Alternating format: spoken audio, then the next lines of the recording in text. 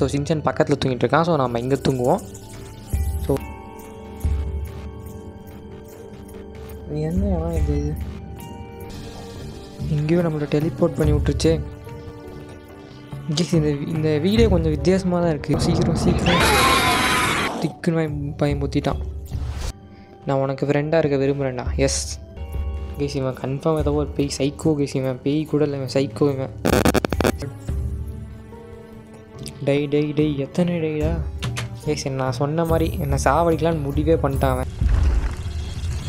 This is not your end good bye. வந்துட்டான்டா. ஒன்றும் பண்ணிடாதடா சொன்னால் கேளு, நான் தப்பிச்சு போக மாட்டேன்.